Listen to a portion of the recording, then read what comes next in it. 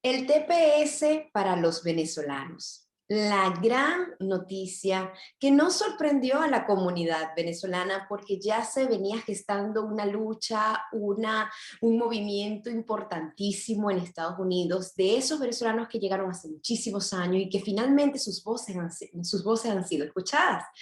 A nosotros nos acompaña quien siempre nos habla de estos temas y es Marina Castillo, una abogada de origen venezolano, pero que también durante todos estos días ha hecho un seguimiento exhaustivo de todo lo que los venezolanos que son elegibles para aplicar para este programa deben hacer para alcanzar el sueño de estar protegidos bajo el amparo del TPS. Bienvenida Marina a la conexión una vez más. Bienvenida de nuevo a tu casa y quisiera que nos contaras. Primero, jurídicamente, ¿qué ha significado para los abogados que llevan adelante casos de inmigración que la comunidad latina haya obtenido un TPS más? Buenos días, Corín. Buenos días a todos los que se conectan o a los que ven este video posteriormente. Por supuesto, súper contenta. Ya veo tu cara también de alegría, todos celebrando. Pues, ¿qué significa? Mira, significa un gran logro porque nosotros, pues, como abogados de inmigración, evidentemente tratamos con muchas nacionalidades. Pero en mi caso particular, ya como tú lo indicas, yo soy de origen venezolano y pues, ¿qué más alegría me da que poder ver a mis hermanos y hermanas venezolanas con esta oportunidad de adherirse a un beneficio migratorio que les va a dar una seguridad, aun cuando es temporal, pero es una seguridad legal que le permite tener un permiso de trabajo y a la misma vez un seguro social y también una licencia a conducir, por lo menos acá en Carolina del Norte. Entonces significa un gran logro para mí en mi punto de vista. Evidentemente, al ser temporal, Corín, y siempre lo he dicho, tenemos que seguir trabajando. Esta lucha ha sido exhaustiva, pero ahora tenemos que seguir trabajando por obtener la reforma inmigratoria. ¿Por qué? Ahí es donde les explico. Ya no solamente va a ser un beneficio temporal. Creo que lo dije en la otra oportunidad y gracias por aquello de bienvenida a, a nuestra casa, porque ya no es tu casa o mi casa, es nuestra casa, la conexión. Lo dije la vez anterior que estábamos hablando del DD, le comenté un poco lo del TPS que ya se venía gestando, que se venía conversando y que evidentemente a nosotros nos convenía más un TPS por también la posibilidad en la reforma inmigratoria de poder tener después acceso a una residencia permanente. Ya nos iremos uniendo a la lucha de los tepecianos porque los tepecianos tienen años, años empujando una residencia permanente o una oportunidad de obtener esa residencia permanente. Y en la reforma inmigratoria, en el proyecto de ley de la reforma inmigratoria, ya se ve esas ganas de tener ese acceso en las cláusulas que indican que los tepecianos y los DACA van a poder aplicar por la residencia permanente inmediatamente en vez de el resto de todas las personas que quizás no tengan documentación o que no tengan un estatus permanente, para ellos van a tener que esperar o aplicar para un estatus temporal por 3 años y una vez que esos 3 años pasan, entonces es que van a poder aplicar a la residencia permanente. Entonces, primero que nada es un logro, pero tenemos que seguir luchando, Corinne. Tenemos que seguir Así. empujando, tenemos que seguir tratando, conversando, organizándonos, porque aquí en Estados Unidos la participación cívica sí funciona. No es como en nuestros países latinoamericanos que para hablar con un senador o con un representante pues es casi imposible. Aquí sí se puede. Y evidentemente por acá mismo, si tú me lo permites, en la oportunidad correspondiente, vamos a indicar también cómo se hace y a quién tendríamos que llamar. Ujú. Así es. Esa es la idea de esta conversación. Y ahora Ajá. que dices que el TPS de los venezolanos debe trascender mucho más allá de la alegría momentánea que tenemos ahora, Ujú. Honduras está uniéndose, los tepecianos de origen hondureño se están uniendo para hacer un movimiento inspirados en el cumplimiento de esta promesa electoral del presidente Joe Biden de aprobar el TPS para los venezolanos. Es decir, que se vislumbran tiempos de batalla, tiempos de lucha, tiempos de organización comunitaria y como dices tú, tenemos que estar todos unidos como comunidad latina para, para alcanzar todas estas metas. Ahora, soy venezolana, estoy en estatus irregular. ¿Qué pasos debo cumplir porque ya sabemos que los venezolanos que estuvieron en Estados Unidos hasta el 8 de marzo, y me corriges, Ujú. están protegidos por el TPS. Si ese es mi caso, no me pude devolver para Venezuela porque se me venció el pasaporte, porque se me venció la estadía en Estados Unidos, porque apliqué para un asilo y no fui aprobada y estoy en proceso de deportación. Esos son los casos, el abanico es infinito, Ah, pero interesante. en todo caso, ¿qué debemos hacer los venezolanos que estamos amparados bajo ese recurso?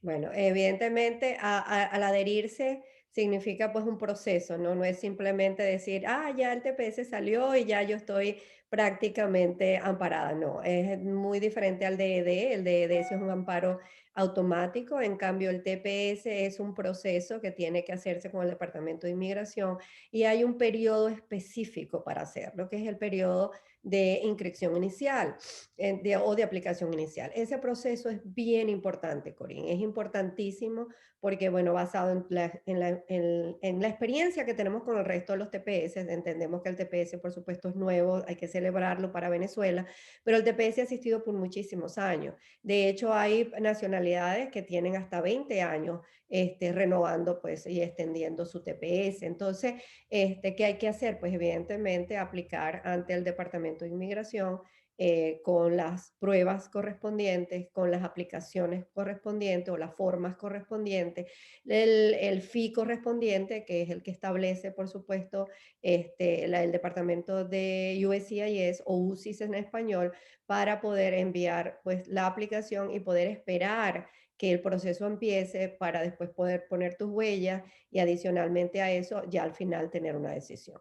Entonces es un proceso que indica una actividad, no es una pasividad. Tienes que pararte y lograrlo. No es, Tomar ok, acción. ya es automático, ya celebré y como dices tú, esta alegría inicial. No, señora, hay que ahora empezar a hacer ese proceso. Por supuesto, mi recomendación es buscar pues siempre la ayuda de un profesional, como cuando tenemos un dolor de muela y vamos al dentista, o cuando tenemos un problema en los ojos o algo que nos esté inquietando en los ojos, vamos al optometrista o vamos al oftalmólogo, lo mismo. La idea es buscar un profesional, un abogado de inmigración que te ayude en la materia. Y otra cosa, quiero también aprovechar, Corina, en esta oportunidad de hablar de pues los notarios y los paralegal, que yo siempre lo he denunciado y lo seguiré denunciando.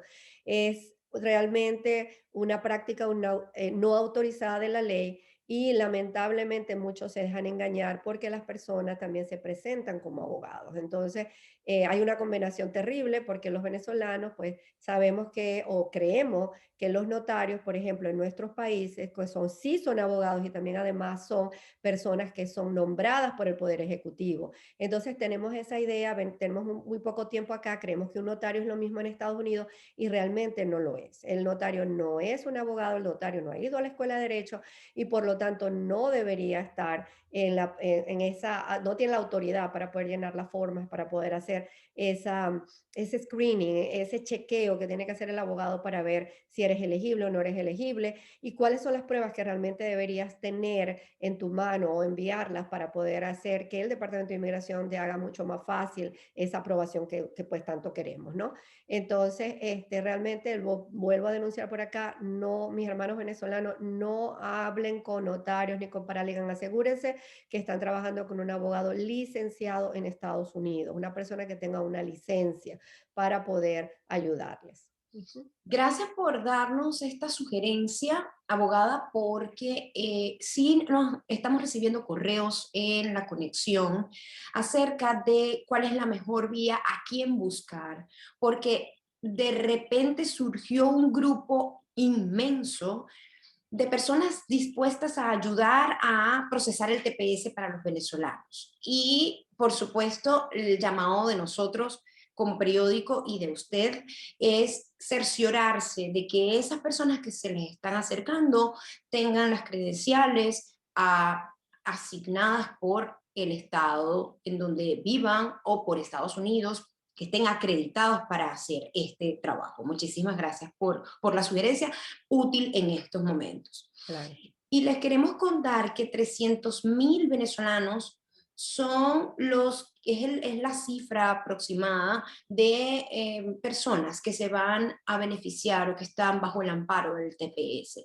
Y también les queremos compartir que esta circunstancia surge porque en Venezuela la situación, la crisis social, política, económica ha venido incrementándose y a niveles en los que la vida se hace muy complicada, en donde sobrevivir es la tarea del día.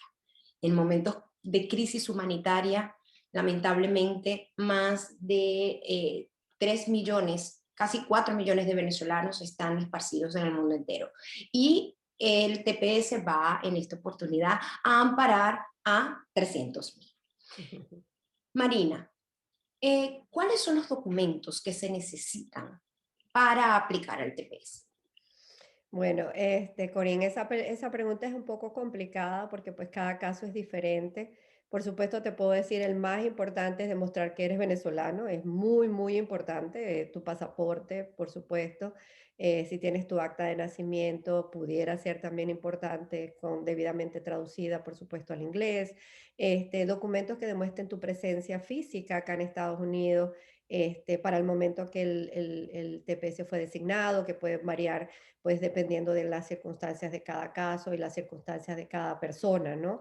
Es bien, bien importante, por eso lo hemos determinado, no es lo mismo una persona que por supuesto ha estado acá hace 20 años a una persona que apenas acaba de llegar hace unos meses.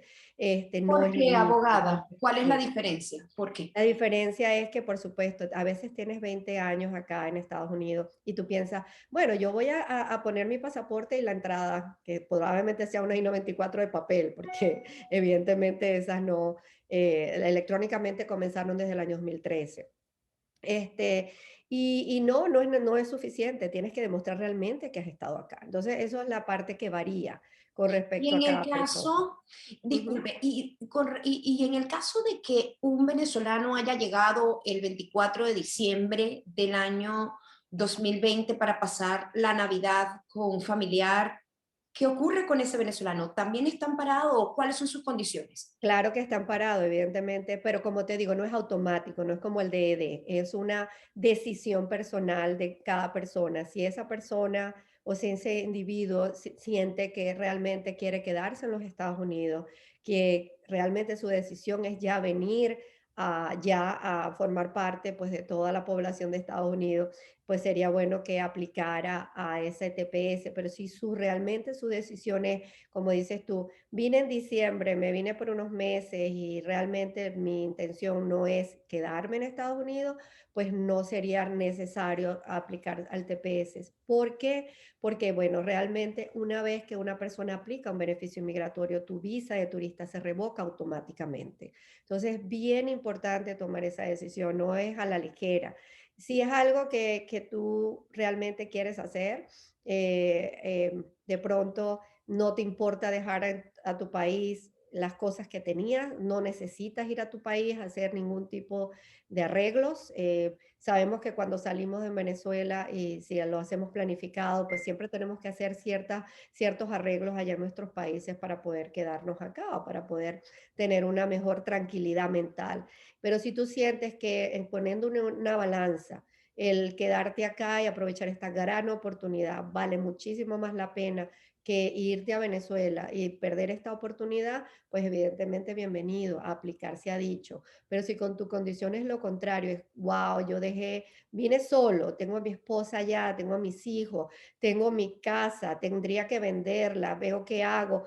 Y ya la situación significa más una oportunidad de devolver a ver a tu familia, porque sí, recordemos que el TPS puedes viajar, pero primero tienes que esperar que se te apruebe y segundo, todavía está no está claro la posibilidad de poder viajar a tu propio país. Entonces, sobre todo para las personas que tienen un asilo pendiente y de pronto quieren hacer el TPS, evidentemente a esas sí les digo no. Ahora, los que quieren hacer solo TPS todavía no está muy claro cuál va a ser la perspectiva, cuál va a ser la mejor recomendación. Entonces, Como que el esa decisión procedimiento es bien todavía no está personal. establecido, ¿no? Como que ¿Cómo? el procedimiento no está establecido Hay todavía. mucho, lo que pasa es que el Departamento de Inmigración, y se van a dar cuenta de esto poco a poco, ellos empiezan a hacer ciertas reuniones, ¿no? Donde nos invitan a algunos abogados de inmigración, invitan a personalidades de la comunidad, por ejemplo, algunas organizaciones sin fines de lucro que estén trabajando en estos aspectos, etcétera. Ellos hacen esas invitaciones y hacen imagínate como una rueda de prensa, pero todo todo es tecnológico, no vas a ver las caras, todo es por teléfono, y ellos empiezan a escuchar las preguntas, ¿no? Cada quien, pues, y se es invitado a hacer preguntas. Las preguntas generalmente se envían con un tiempo de anticipación, se envían por un correo electrónico específico con todas las seguridades del caso, y ellos, las personas del Departamento de Inmigración, USCIS, o Departamento de Seguridad Nacional, empiezan a responder esas preguntas así en público, bueno, en este grupo. Entonces, a medida que van saliendo más preguntas, en esas mismas preguntas ellos van a ir contestando. Entonces, ahí después van a ser publicados generalmente en la misma página. Entonces, eso es lo que ellos les va a dar, o lo que nos da a nosotros también los abogados de inmigración, como más claridad. Sí, Porque el evidentemente al fundamento, principio. eso, Ujú. es como una luz en el camino, es el fundamento en el cual se basa el procedimiento para que ustedes ya puedan eh, eh, proceder a ejecutar el amparo, ¿no? Ujú, sí. Ahora que ha mencionado usted dos veces el DED, debo preguntarle, ¿cuál es la diferencia entre DED y TPS? Ya usted lo ha dicho, pero, pero se ha escuchado que el DED aún no tiene un reglamento de ejecución, es decir, que como el presidente Trump lo crea minutos antes, horas antes de abandonar la Casa Blanca, no quedó establecido el procedimiento para ejecutarlo. ¿Eso es cierto? No, lo que sucedió fue lo siguiente, ciertamente él no pudo hacer ese procedimiento. Sin embargo, si nos leemos la designación del TPS, el presidente Biden también dedicó un capítulo al DED. Entonces, allí indicó cuál va a ser la manera de proceder con el DED y estableció todo lo que nosotros como abogados de inmigración estábamos esperando, que ciertamente el DED iba a continuar durante el periodo que fue designado, 18 meses, es decir, hasta julio del año que viene, del 2022, y que para poder, que ciertamente era un amparo automático, todas las personas que están acá durante el tiempo que estaban acá para el 20 de enero de este año, que fue designado, iban a estar amparados, pero que para poder obtener un permiso de trabajo a través del DED tenían que aplicar por la forma correspondiente. Entonces, ¿qué sucede? Que ahora tenemos un TPS, tenemos un DED, pero entonces políticamente hablando, aunque yo no soy una experta política, sino evidentemente lo que la lógica me indica es que el DED ha quedado a la sombra del TPS, porque el TPS pues es un beneficio migratorio pues temporal, mientras que el DED es solo una protección contra la deportación. Entonces, evidentemente, al quedar a la sombra, el presidente Biden dijo, sí, a ver, yo no le puedo quitar la autoridad a un presidente que para ese momento tenía toda la autoridad. Sin embargo, yo voy a dictar algo mejor. Y puso el TPS por encima del DED, el DED ha quedado como por eso yo digo que ha quedado como a la sombra. Sin embargo, sigue existiendo hasta julio del año que viene, y lo más importante, creo yo, es saber, porque evidentemente históricamente el DED fue como siempre el inicio, en algunos casos del TPS, pero entonces ahora tenemos un TPS y un DED prácticamente al mismo tiempo. Pareciera indicar la situación que ya el DED quizás no vaya a ser extendido después de julio del año que viene, porque pues evidentemente ya tenemos un TPS, pero pues podemos estar equivocados. Quizás esa no sea la razón. Políticamente hablando, pareciera ya que es un juego político, es decir, ciertamente el DED fue bueno, pero yo, estando a cargo ahora por 4 años, voy a hacer algo mejor, y eso fue lo que sucedió. Pero sí, Lo ambos cierto, beneficios así es. están activos. Lo, Ujú. lo cierto es que la comunidad venezolana está siendo beneficiada en medio de toda esta coyuntura política y social de Estados Unidos y que se cumplieron las promesas de un lado político y de otro hechas durante la campaña electoral. La Ujú. buena noticia es que tenemos los dos recursos activados, que no podemos perder tiempo, que hay que tomar acción y además está recomendando la abogada lo importante que es que busquemos personas certificadas para poder hacer este proceso. Una pregunta, abogada. Sí. Las personas que tuvieron que salir del país antes de DD, pero que tenían muchos años viviendo acá en Estados Unidos y tuvieron que salir a otro país, probablemente de vacaciones o probablemente para acomodar alguna cosita que tenían en Venezuela. Es decir, esas personas perdieron el beneficio. Lamentablemente sí, Corín, el reglamento es claro, la designación es clara, tienes que estar en el país para el momento que el TPS fue designado y no es tanto estar, tienes que demostrarlo.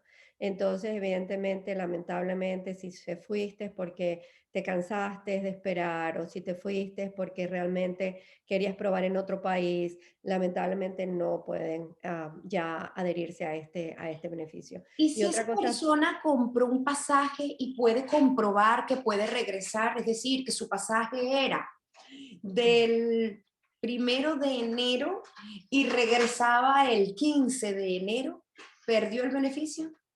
Si no se vino, perdió el beneficio. O sea, él tenía que estar acá para la fecha de la designación, 8 de marzo, comprobar también que estaba acá para el 9 de marzo.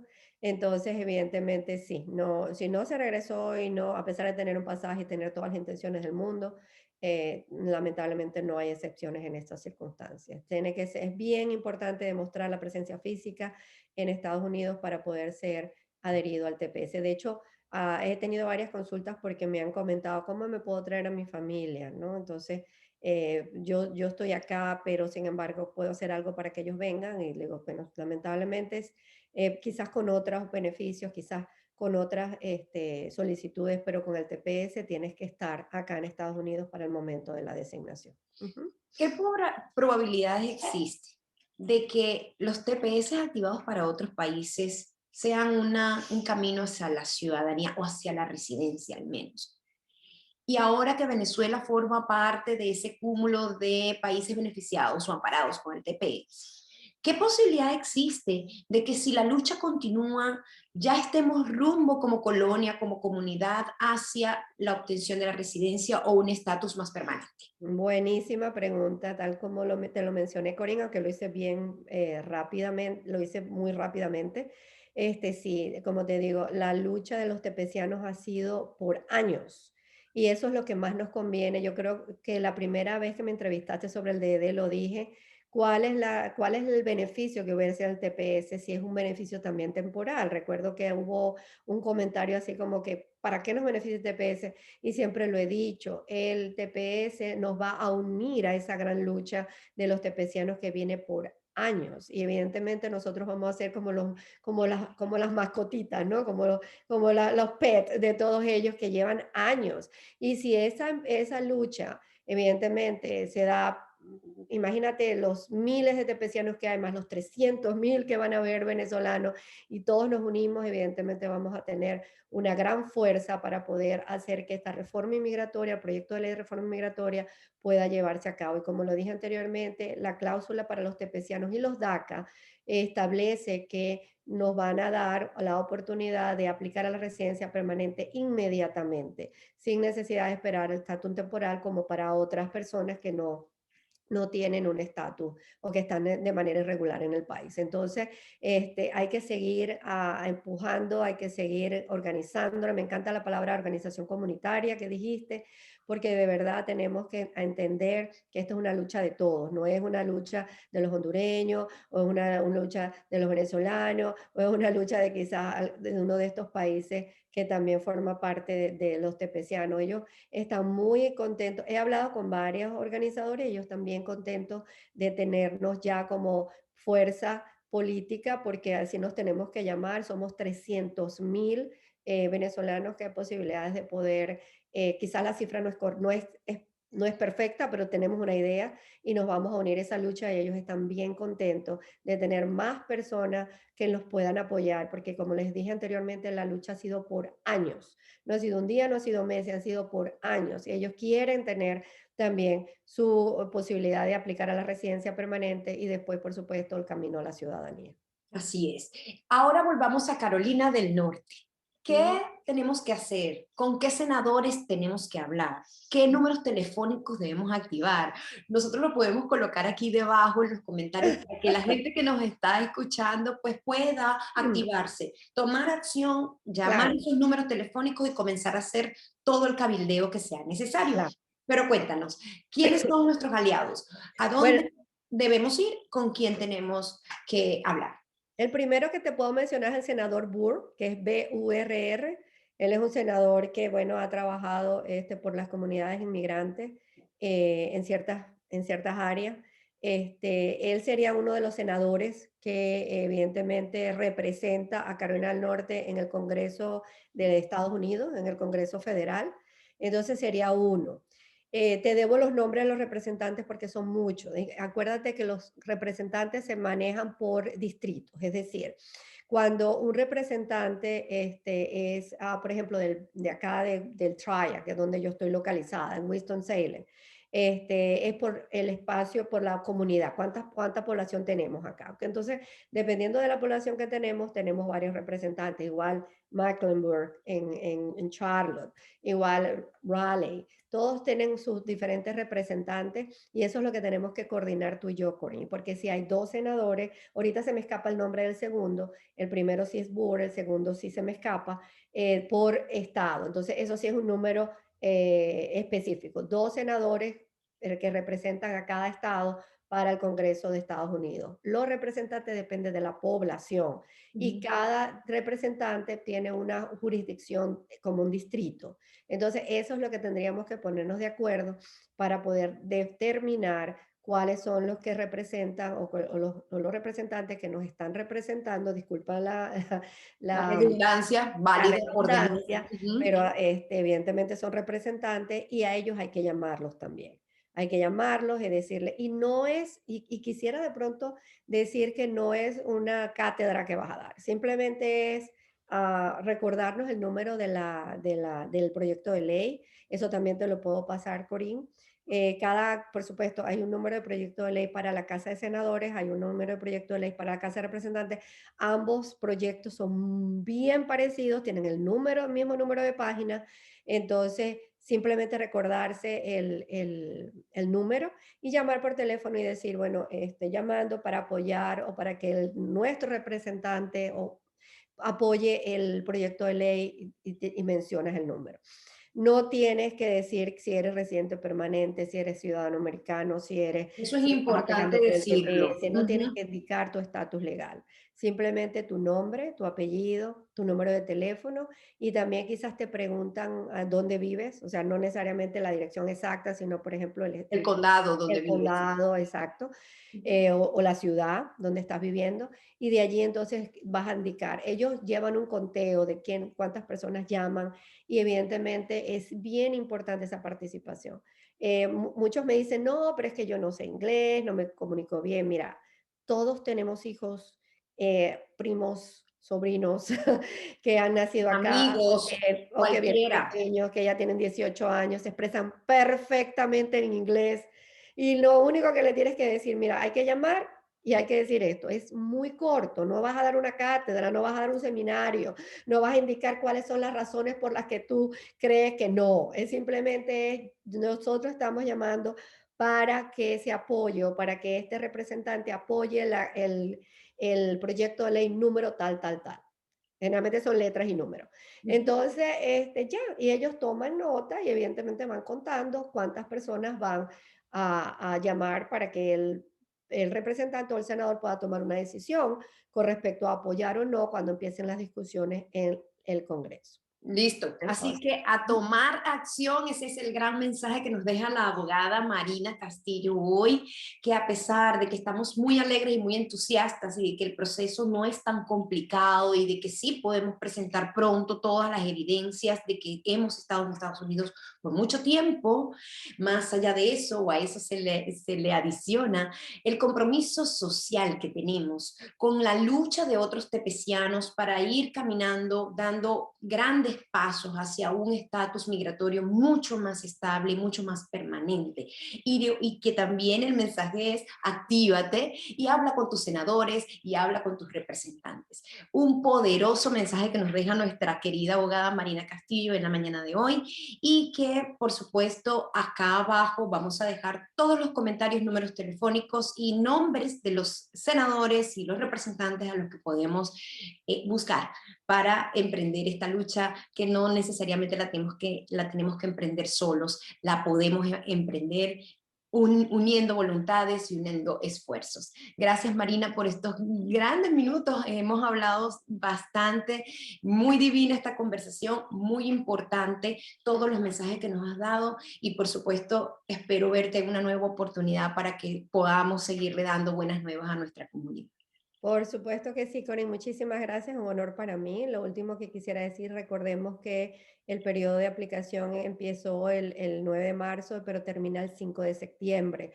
Entonces, estemos bien conscientes de que es un periodo específico, no es cuando yo quiera, dentro de un año, cuando me... No, es un periodo que se abre y se va a cerrar. Entonces, si no aplicamos, es bastante complicado después. Hay aplicaciones tardías, pero para poder tener o hacerlo es muy limitado. Es realmente los requisitos son muy limitados. Entonces, ¿por qué no hacerlos cuando lo debemos? Y por supuesto, gracias a todos los que se conectan y gracias a todos los que ven posteriormente este video. Estamos, por supuesto, a la orden. Corín, si quieres poner también mi información de contacto, evidentemente te lo agradezco. No estoy en Charlotte, pero sí estoy en Winston-Salem y como abogada de inmigración también, pues puedo representar a cualquier persona que viva en los Estados Unidos. Y que sí, bueno, para los TPS en los que viven en los Estados Unidos y para cualquier otro caso de inmigración, incluyendo personas que viven en el exterior. Ujú.